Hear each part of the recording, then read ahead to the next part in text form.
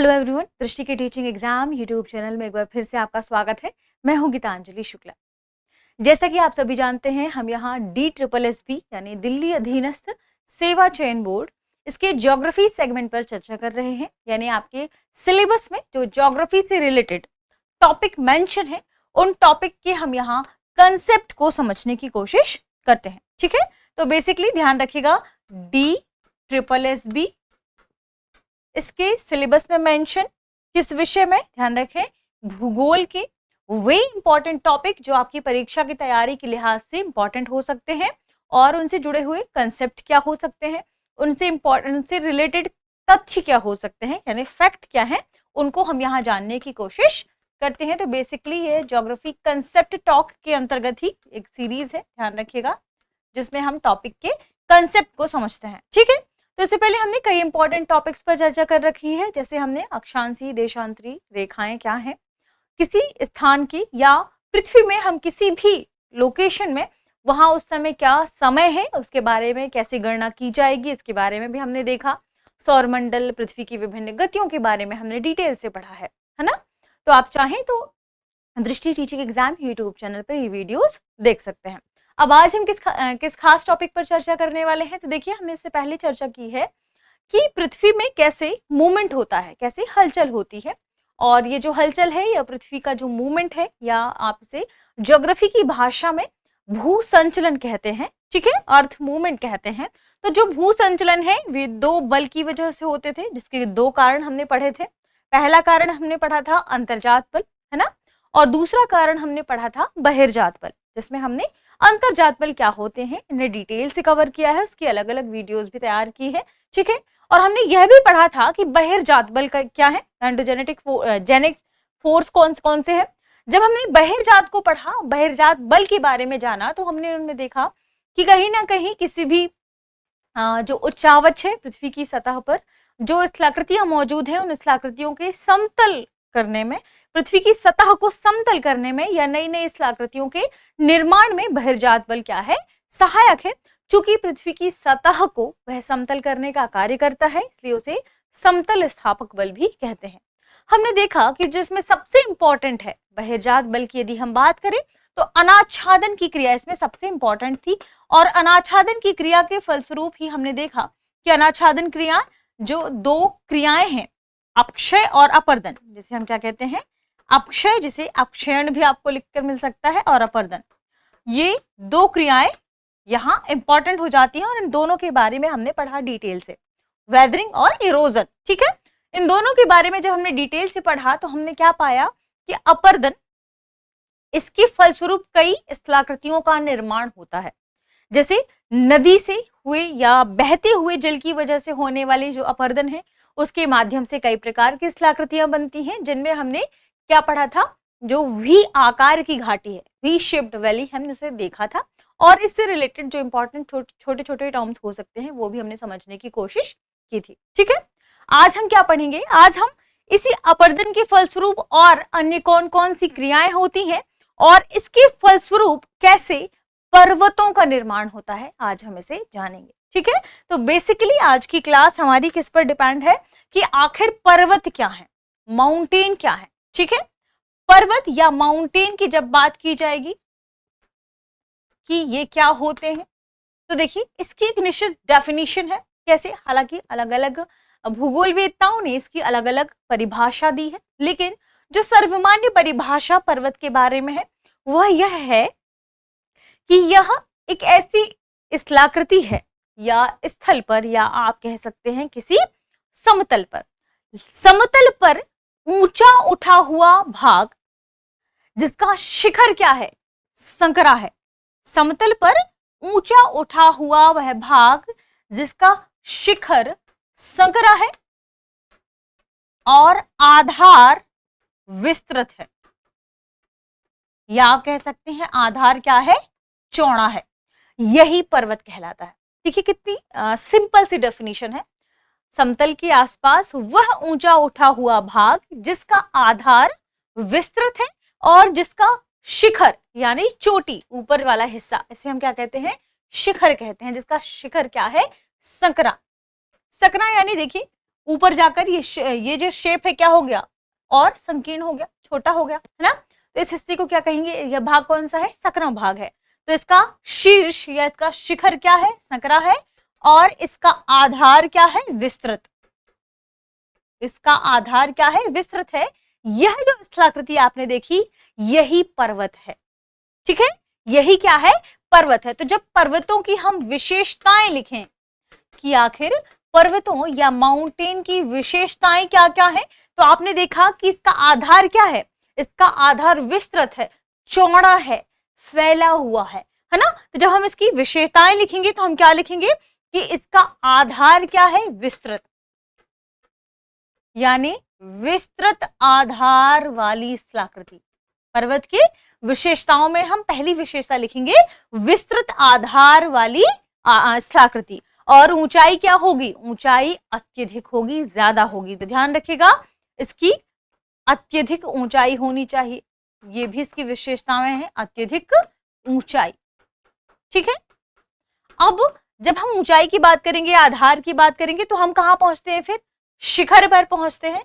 यानी इसका शिखर क्या होगा, चोटी युक्त होगा। शिखर क्या होगा, चोटी युक्त, चोटी युक्त शिखर या संकरा शिखर, ध्यान रखिएगा, संकरा शिखर। और एक और इसके बारे में आपको खास बात क्या लिखनी है, इसकी स्लोप, इसकी ढाल।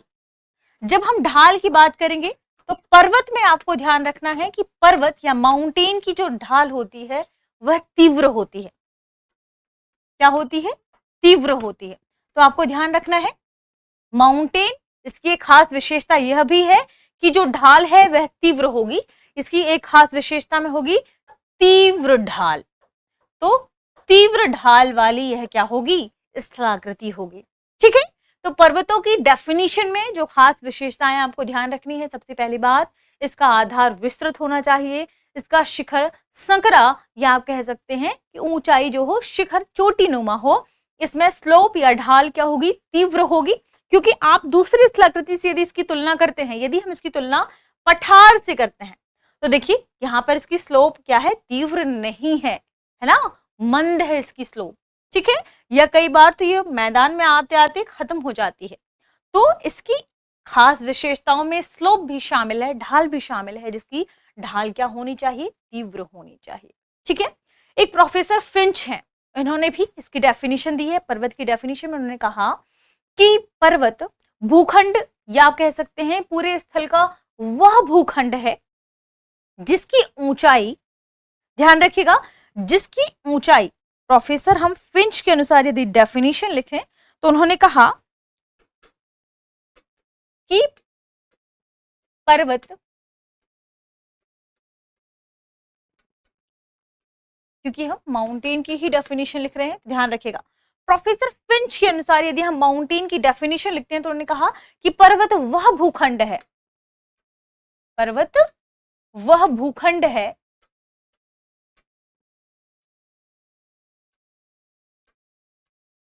जिसकी ऊंचाई, ध्यान रखिएगा, पहली बात की उन्होंने ऊंचाई के संदर्भ में, जिसकी ऊंचाई 600 मीटर से 600 मीटर या उससे अधिक हो, या उससे अधिक हो, ठीक है। और दूसरी बात उन्होंने कही स्लोप के बारे में, ढाल के बारे में, तथा जिसकी ढाल क्या हो, 25 अंश से लगभग 36 अंश के बीच हो, ठीक है। या आप कह सकते हैं जिसकी ढाल इतनी हो, ठीक है, अंश, ध्यान रखें, ढाल के बारे में भी उन्होंने इसमें बात कही है। तो इन्होंने क्या किया, कैलकुलेट करके बता दिया कि इस हिसाब से यदि कोई स्थलाकृति पाई जाती है जिसका स्लोप ऐसा हो और इतनी ऊंचाई हो, 600 मीटर से अधिक ऊंचाई हो, तो इसे हम क्या कह देंगे, इसे हम पर्वत कह देंगे, ठीक है। तो इन्होंने इसकी एक डेफिनेशन दी, हालांकि हम बहुत सर्वमान्य डेफिनेशन तो नहीं है, लेकिन जो मुख्य डेफिनेशन है पर्वतों के रूप में वो हमने बात कही, बात मानी यही कि वह जिसका विस्तृत आधार हो, सकरा शीर्ष इसका सकरा हो, वह पर्वत है, ठीक है। चूंकि पर्वत के बारे में हमने पढ़ा, तो अब यह कि पर्वत की उत्पत्ति और सबसे इंपॉर्टेंट बात कि पर्वत की जो आयु है, पर्वत की जो बनावट है, पर्वत की कैसी आकृति है, पर्वत की ऊंचाई कितनी है, इस आधार पर तो आपको अलग अलग प्रकार के पर्वत मिलेंगे, है ना। तो पर्वतों के प्रकार उसकी आयु के आधार पर, बनावट के आधार पर, उसकी ऊंचाई के आधार पर अलग अलग है। आज बेसिकली हम जिस चीज के बारे में पढ़ेंगे वह है उत्पत्ति के आधार पर पर्वत कैसे हैं, यानी किसी पर्वत की उत्पत्ति कैसी हुई है। ध्यान रखिएगा, उत्पत्ति के आधार पर, उत्पत्ति के आधार पर पर्वत या आधार पर पर्वतों के प्रकार, ये इंपॉर्टेंट है। पर्वतों के प्रकार जब हम बात करेंगे उत्पत्ति के आधार पर, यानी किस क्रिया, किस प्रक्रिया, किसके बाद, कौन सी प्रक्रिया के बाद पर्वतों का निर्माण हुआ है या उस पर्वत की उत्पत्ति हुई है, उस आधार पर उस पर्वत का नाम रखा जाता है। जैसे मान लीजिए कि कोई स्थल है, वहां पर किसी भी प्रकार से हलचल हुई और हलचल में जो स्थल स्वरूप था उनमें क्या हुआ, संपीड़न बल कार्य करने लगा। और जैसे ही संपीड़न बल कार्य करता है तो हमने क्या पढ़ा है कि जब दोनों तरफ से बल कार्य कर रहा है, जब दोनों तरफ से बल कार्य कर रहा है तो जो बीच में प्लेन होगा, मान लीजिए ये हम एक पेपर लेते हैं, टिश्यू पेपर, ठीक है। अब आप इसमें दोनों तरफ से कुछ इस तरीके से बल कार्य करेंगे या बल लगाएंगे और आपने बल लगाया तो उसमें देखिए आपने फोल्ड, ये फोल्ड हो रहा है ना, इसमें वलन उत्पन्न हो रहा है। यानी आप क्या कह सकते हैं कि एक प्रकार पर्वत का यह भी होगा कि उसमें किस तरीके से बल लगाया गया। जैसे हम बात कर सकते हैं कि वलित पर्वत, है ना, वलित पर्वत किसके भीतर आ जाएंगे, उत्पत्ति के आधार पर पर्वतों के प्रकार में, ठीक है। दूसरा हम बात करते हैं कि मान लीजिए किसी क्षेत्र में ज्वालामुखी की प्रक्रिया हुई, ठीक है। तो ज्वालामुखी की प्रक्रिया के फलस्वरूप जो भीतर से लावा ऊपर की ओर निकलता है, हम सभी जानते हैं यदि लावा गाढ़ा होगा वो भले बहुत बड़ी मात्रा में विस्तारित ना हो पाए, लेकिन लावा जब भीतर से बहुत अधिक बल के साथ ऊपर की ओर निकलता है तो ऊपर जाते हुए वह फिर नीचे की ओर आएगा और आते आते लावा ठंडा हो जाता है। तो यदि गाढ़ा लावा है, गाढ़े लावे की वजह से बहुत तेजी से लावा ऊपर की ओर गया और नीचे आते आते ठंडा हो गया और ज्वालामुखी के मुख से बहुत दूर तक विस्तारित नहीं हो पाया, तो इससे भी पर्वतों का निर्माण होता है। यानी आपको पर्वत का दूसरा प्रकार मिल गया।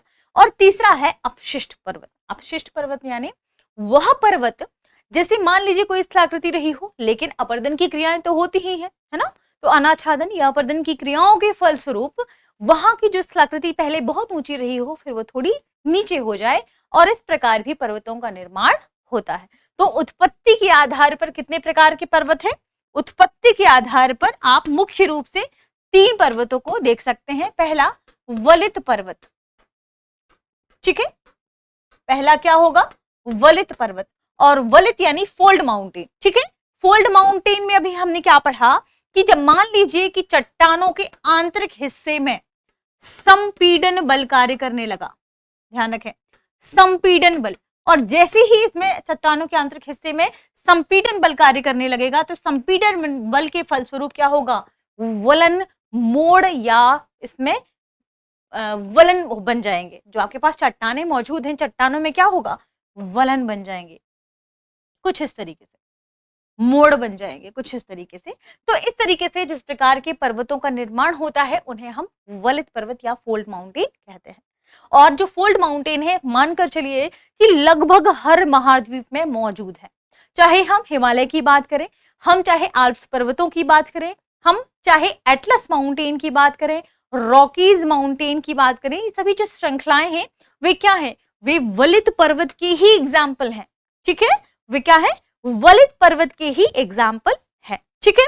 वलित पर्वतों में देखिए जो ये ऊपर वाला हिस्सा है इसे क्या कहा जाता है, ध्यान रखिएगा, ऊपर वाला हिस्सा इसे हम अपनति कहते हैं, ठीक है। और यह हिस्सा जो नीचे की ओर है इसे हम कहते हैं अभिनति। क्या कहते हैं, अभिनति, ठीक है। तो ध्यान रखिए अपनति और अभिनति की जो शब्दावली हैं वे कहाँ मिलेंगी आपको, वलित माउंटेन में मिलेंगी, ठीक है। फोल्डेड जो माउंटेन है उसमें मिलेंगी ये सारी शब्दावलियां। जो वलित पर्वत है या जो हम फोल्डेड माउंटेन की बात करते हैं, ठीक है, ये जैसे इनमें संपीड़न बल ये कार्य कर रहा है, इस संपीड़न बल की किस प्रकार से संपीड़न बल कार्य कर रहा है, इसके आधार पर भी जो वलित पर्वत है उन्हें डिफाइन किया गया है कि कितना संपीड़न बल कार्य कर रहा है और कितनी, मान लीजिए कि संपीड़न बल बहुत कम कार्य करता है तो साधारण प्रकार की वलित पर्वत आपको देखने को मिलता है। यदि बहुत तीव्र तरीके से या कहेंगे बहुत तीव्र संपीड़न बल कार्य करता है तो कई बार आपको जटिल वलित पर्वत भी देखने को मिल सकते हैं। और तीसरा युवा वलित पर्वत, युवा यानी जिन वलित पर्वतों का निर्माण बहुत वर्षों पहले नहीं हुआ है, अभी हाल में ही कुछ वर्षों में हुआ हो, तो उन्हें हम युवा वलित पर्वत कहते हैं। याद रखिएगा, युवा वलित पर्वत का मतलब भी यह बिल्कुल नहीं है कि आप 2 या 3 साल की बात करेंगे, इसमें भी 100 वर्ष तक होना चाहिए। ध्यान रखिएगा, हजारों वर्ष पहले भी जिन वलित पर्वतों का निर्माण हुआ है उन्हें भी कभी कभी वलित किसमें, युवा वलित पर्वतों में रख दिया जाता है। ठीक है, ये हमने बात की किसके बारे में कि उत्पत्ति के आधार पर जो हमारे पास माउंटेन है उनमें वलित पर्वत। दूसरा प्रकार है ज्वालामुखी पर्वत।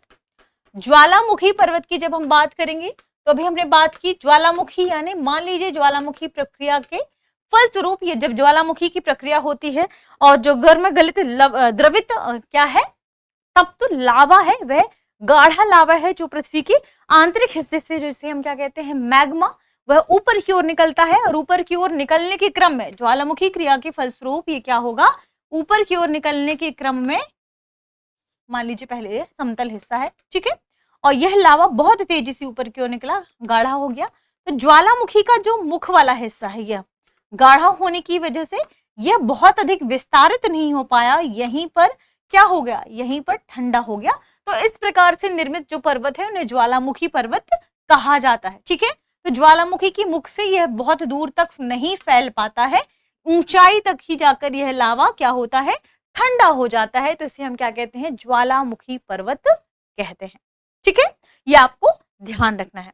ठीक, कुछ इंपॉर्टेंट ये इंफॉर्मेशन थी। ठीक, तो इन्हें हम क्या कहेंगे, आपने ज्वालामुखी पर्वत के डेफिनेशन में एक हमेशा चर्चा की है। ज्वालामुखी की जब हम बात करते हैं, हम देखते हैं ज्वालामुखी कई प्रकार के होते हैं। इसमें से सक्रिय ज्वालामुखी जिनमें लगातार आपने देखा होगा विस्फोट कई होता रहता है। तो जो कोटोपैक्सी है, आपने कोटोपैक्सी का नाम जरूर सुना होगा। कोटोपैक्सी दुनिया का दूसरे नंबर का सबसे ऊंचा क्या है, सक्रिय ज्वालामुखी पर्वत है। ध्यान रखिएगा, पहले नंबर पर जब आपसे पूछा जाए तो उसमें है एकांकागुआ, ये भी एक ज्वालामुखी पर्वत है, ये आपको ध्यान रखना है। आपने जो रोजमर्रा में सुना होगा ज्वालामुखी पर्वत के रूप में, तो आपने हवाई द्वीप का नाम सुना होगा। ठीक है, ये ज्वालामुखी पर्वतों के ही एग्जाम्पल है। ठीक है, तो ये कुछ एग्जाम्पल है, कुछ नाम है जो आपको ध्यान रखने हैं किसके, ज्वालामुखी पर्वतों के बारे में। ठीक है, तीसरा है अपशिष्ट पर्वत, जिन्हें हम क्या कहते हैं, अपशिष्ट पर्वत। अवशिष्ट पर्वत, ये कौन से पर्वत है, अपशिष्ट पर्वत आखिर कौन से पर्वत कहलाते हैं। ठीक है, जब हम बात करेंगे अवशिष्ट पर्वतों के बारे में तो ध्यान रखिएगा, हमने देखा कि अपरदन की क्रियाएं होती रहती हैं। अपरदन की क्रियाओं के फलस्वरूप कई बार मान लीजिए कि कोई स्थलाकृति जिसका लेवल कुछ ये है अभी, ठीक है, अपरदन की क्रिया होने के फलस्वरूप क्या होता है, हवा के माध्यम से, जल के माध्यम से, कई प्रकार की जो अपरदन के कारक हैं, इनके माध्यमों से क्या होता है, मान लीजिए पर्वतों का क्या हो जाएगा, कटाव हो जाए। मान लीजिए पर्वतों का क्या हो गया, कटाव। तो जब पर्वतों का कटाव हो जाता है अपरदन के माध्यम से, तो जो शेष बचा हुआ हिस्सा है, मान लीजिए ये हिस्सा बचा रह गया, पहले इसकी सतह ये थी, अब इसकी सतह ये हो गई। तो अपरदन की वजह से जो कटाव होता है पर्वतों का, इसके बाद जो शेष हिस्सा बचा रह जाता है, शेष हिस्सा जो क्या रह जाएगा, बाद में बचा रह जाता है, इसमें जो आपको पर्वत दिखाई दे रहे हैं, यही दरअसल अवशिष्ट पर्वत होते हैं। यही क्या है, अवशिष्ट पर्वत हैं, जिन्हें हम रेजिडुअल माउंटेन कहते हैं, रेजिडुअल माउंटेन कहते हैं। ठीक है, यहाँ ज्वालामुखी पर्वत को वोल्केनिक माउंटेन कहते हैं। ठीक है, तो ये कुछ डेफिनेशन थी। जब हम बात करेंगे अवशिष्ट पर्वत की, तो आपने जो भारत में ही विंध्याचल पर्वत सुना होगा, विंध्याचल पर्वत, अरावली रेंज आपने सुनी होगी, सतपुड़ा रेंज आपने सुनी होगी मध्य प्रदेश में, ठीक है। राजस्थान में काफी विस्तारित अरावली रेंज के बारे में भी आपने सुना होगा। हम विंध्याचल पर्वत की बात करेंगे तो यह भी एमपी में ही है। महादेव श्रेणी की यदि हम बात करें तो ये सभी क्या है, ये अवशिष्ट पर्वत के ही एग्जाम्पल हैं, ध्यान रखिएगा। तो उत्पत्ति के आधार पर हमने 3 प्रकार के पर्वतों को पढ़ा है। कौन कौन से? पहला वलित पर्वत, दूसरा ज्वालामुखी पर्वत और तीसरा था अवशिष्ट पर्वत, ठीक है।